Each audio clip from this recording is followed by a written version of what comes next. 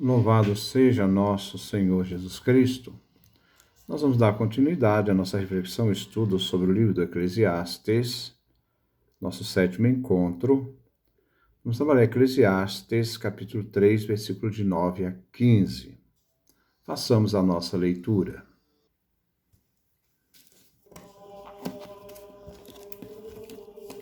O que aproveita o operário de suas fadigas?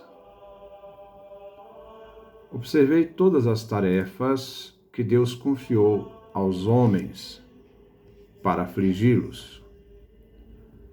Tudo ele fez formoso em sua ocasião e deu ao mundo, ao homem, para que pensasse. Mas o homem não abrange as obras que Deus fez desde o princípio até o fim. E compreendi que o único bem do homem é alegrar-se e passar bem na vida. Mas que o homem coma e beba e desfrute do produto do seu trabalho é dom de Deus. Compreendi que tudo o que Deus fez durará sempre. Não se pode acrescentar nem tirar, porque Deus exige que o respeitem. O que já foi, já havia sido. Então, o que foi, já havia sido. O que será, já foi. Pois Deus vai no encalço daquilo que foge. Então, esse é o texto que nós vamos refletir, do capítulo 3, do versículo 9 ao versículo 15. Ouçamos o comentário. Versículo 9. O que aproveita o operário de suas fadigas? O operário, o trabalhador, que trabalha com intensidade, se cansando. É uma grande pergunta. Se tudo tem seu tempo definido, que antecede o ser humano e que não depende dele, qual é o sentido para o homem trabalhar, né, e possa valorizar sua fadiga? Diante dos opostos, que atitude deve ter o ser humano? Que atitude tomar? É inútil ao ser humano, isto é, querer dominar o curso dos acontecimentos e assim alterá-lo. Não está no poder do ser humano fazer isso. Ele é impotente diante disto. O ser humano não pode diminuir ou mudar o que Deus determinou. A prepotência humana é achar que ele pode aquilo que ele não pode. A sabedoria é conhecer o seu limite e saber daquilo que não está no seu poder e daquilo que depende dele. Mas a segunda possibilidade é fatal, isto é, pois o ser humano, impulsionado ao superar os limites do seu próprio tempo, descobre que ele, limitado, não consegue abranger a totalidade do tempo, só uma parte do tempo que corresponde à sua existência, e se vê restrito diante da impossibilidade de ter um conhecimento ilimitado. Então, o conhecimento dele é limitado, depende também do período da sua existência, mas se depara com os limites do seu próprio conhecimento. Cabe ao ser humano abandonar a ambição de agir e conhecer e se contentar com os bens de uma vida simples, concedidas por Deus. Versículo 10.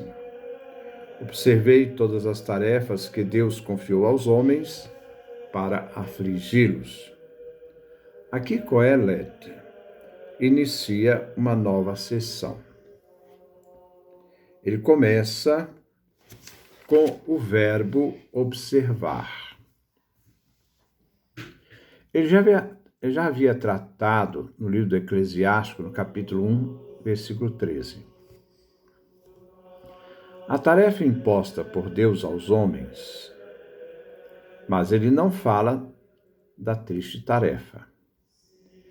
Ele trata aqui de uma reflexão teológica e serve para a resposta à pergunta que foi feita no versículo 3, capítulo 3, versículo 9. A tarefa que pesa sobre os homens identifica-se com as fadigas do versículo 9 que acabamos de ver. Essa tarefa foi dada e imposta a Deus a todo ser humano. A concepção judaica é: tudo tem sua origem em Deus.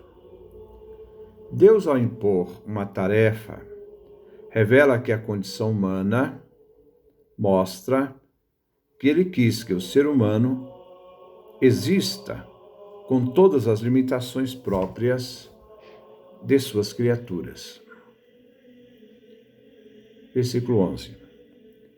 Tudo ele fez formoso em sua ocasião, e deu ao mundo, ao homem. Então, deu ao mundo o homem. O homem foi dado ao mundo para que pensasse. Mas o homem não abrange as obras que Deus fez desde o princípio até o fim. Este versículo esclarece o versículo 10º que acabamos de ver. Isto é tarefa do ser humano, segundo o plano de Deus, segundo suas ações divinas, que se refere ao ser humano, dar ao homem o mundo, dar ao mundo o homem, mas também impor ao homem limites. Este versículo faz recordar o livro do Gênesis, capítulo 1, versículo 31. Tudo significa que nada que existe é excluído. Fez, verbo fazer. Afirma Deus como Criador, Bará, Criador do nada. Aquele que cria do nada. A ação de Deus não pertence só ao passado. Deus está acima do tempo. Não tem passado nem futuro, pois para Deus tudo é presente. A sua ocasião, diz Coelet, ao seu tempo. Aqui não se refere a Deus, mas o tempo das coisas. Fez formoso, belo, uma expressão estética. Ele não usa bom, pois não faz uma reflexão de nível moral. Para que o homem pensasse, diz ele, isto é, pensasse no seu coração. Para entender melhor outra tradução, diz a da Bíblia Pastoral: tudo ele fez belo a seu tempo. Também pôs a eternidade em seu coração, sem que o homem possa abarcar as obras que Deus fez do princípio ao fim. Deus colocou a eternidade em seu coração. A eternidade, isto é, foi colocada no coração do homem. Deus dá a eternidade ao homem e dá graciosamente um dom, sem exigir nada. Este é um dom de Deus ao ser humano. Deus coloca dentro do ser humano esse coração. O coração refere ao mais íntimo do ser humano, tanto em sua realidade racional, quanto emotiva e afetiva.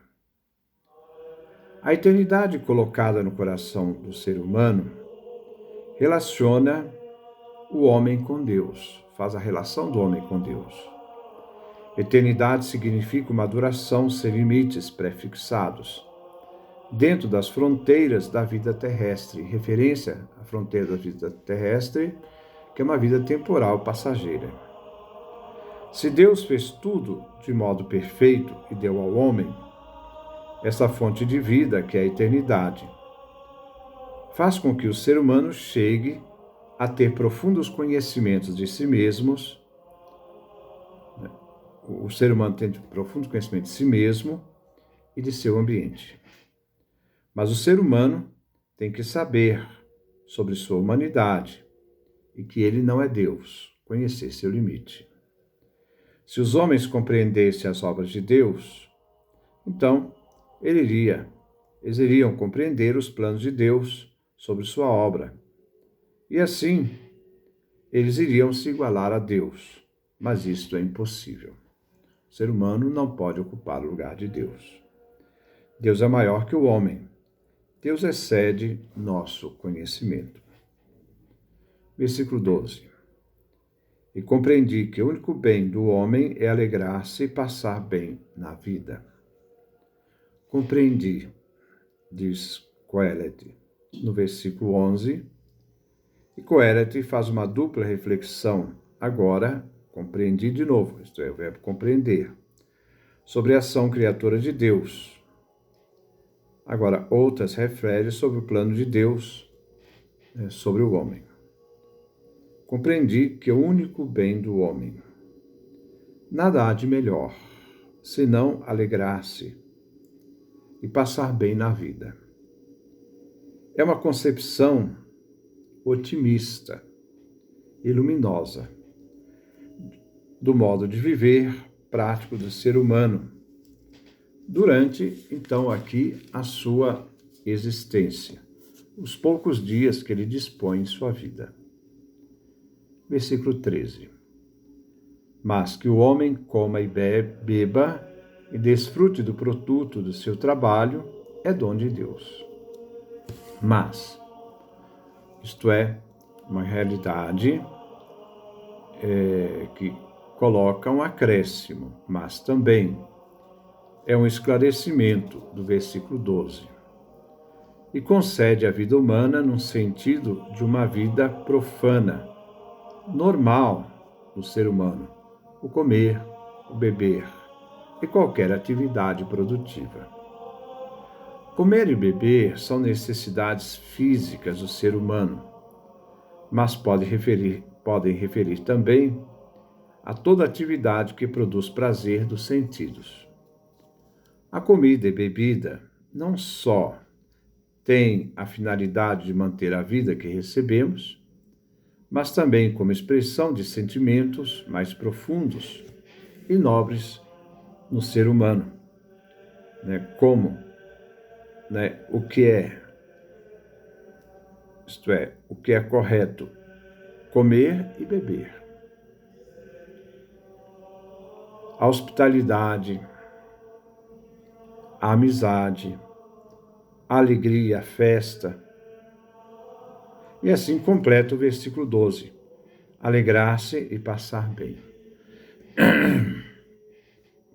O desfrute, o produto do seu trabalho, é o prazer inerente a toda atividade humana, escolhida ou não livremente, mas querida por ele até se identificar com aquilo que ele faz, com a sua atividade. Coelete tem uma visão religiosa, uma visão de fé, como dom de Deus. Ele reconhece que Deus não só é a fonte de todas as coisas, mas também de todas as alegrias da vida. Versículo 14. Compreendi que tudo o que Deus fez durará para sempre. Se pode acrescentar, nem tirar. Não se pode acrescentar, nem tirar. Então, tudo que Deus criou não se acrescenta nada, nem tira nada. Porque Deus exige que o respeitem, isto é, que o temam. Novamente, o verbo compreender. Coelete chega à conclusão de sua reflexão. Ele havia afirmado no versículo 3 no capítulo 3, versículo 11, que as obras de Deus são impenetráveis. O ser humano tem seu limite, né? Não pode compreender. Agora ele afirma sobre a permanência futura, a duração sem limites das obras de Deus. Aquilo que Deus faz, as obras de Deus, em sua criação, permanece para sempre. Assim, neste versículo, ele faz uma confissão de fé. Deus exige que o respeitem, que o temam. A obra de Deus é perfeita. O ser humano nada pode mudar, pois não pode modificar o plano de Deus, nem modificar a si mesmo, porque ele não é Deus. Para conhecer tudo, saber tudo. Ele é limitado pelo tempo. Deus não.